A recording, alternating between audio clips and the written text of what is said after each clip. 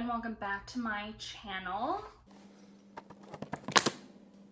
I'm gonna start with this lovely book that my friend Caroline sent to me because I am a new person to Los Angeles and it says not for tourists, so hopefully I'm a local now, right? I'm gonna start with something that is a landmark that you didn't know was a landmark. So if you were in Century City, you might not know the Mormon Temple is a landmark.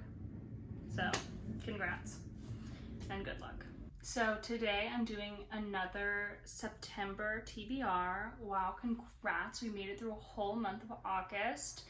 My wrap up will be coming soon. I was able to read four and a half. Oh, that's right. I was able to read the 4 that I planned, and I did start another book. I have 5 books for this month, and so probably won't read them all because one of them is too thick, to be frank.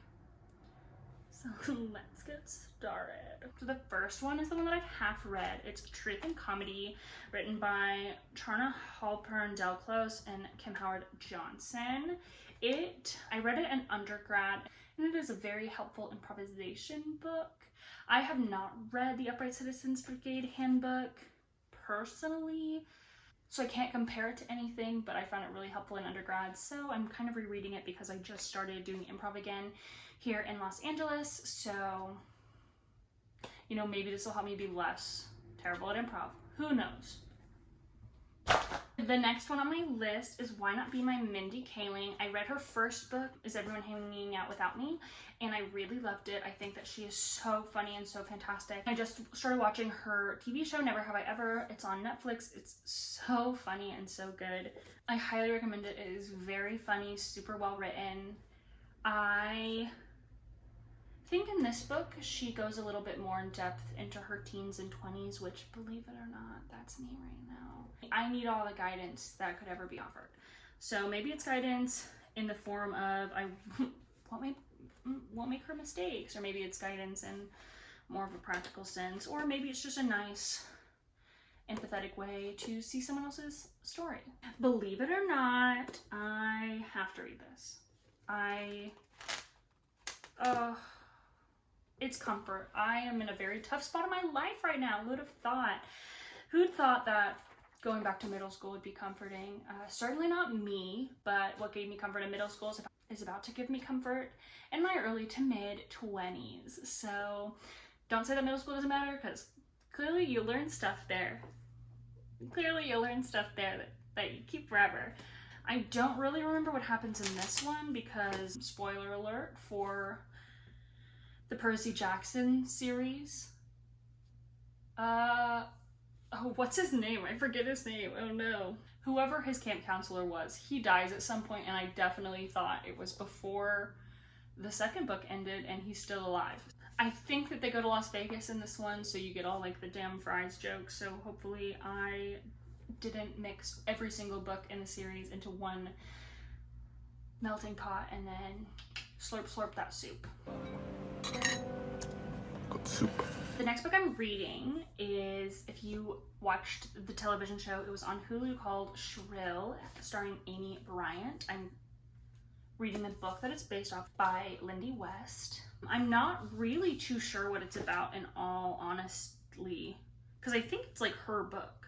Like, I think it's a memoir that was turned into a TV show, but at least when watching the TV show, I was unaware that it was about a memoir. I knew that it was based off of a book, but Shrill is an uproarious memoir, a feminist rallying cry in a world that thinks gender politics are tedious and that women, especially feminists, can't be funny. And as a funny woman and as a feminist, girl, go pick it up. Well, I'll read it first, but I picked it up. So it's coming last in the TBR, but I probably will start it much sooner than that. Jesus Christ. Is the 3rd Game of Thrones book, A Storm of Swords? Whose swords are storming, man? I'm kind of afraid to read it because look at how many pages it has. This is incredible. Like, oh my god, this is how, there's literally 1,000 pages in this book. Okay, that's not 100% true. There are literally, okay, there's not a page number. Not a page number. Okay, cool. So I guess these pages don't count because they're from A Feast for Crows, but they're still in the book. I guess those pages don't count because they're advertisements. On the pages that apparently count, there are 973 pages. I'm afraid. I'm afraid.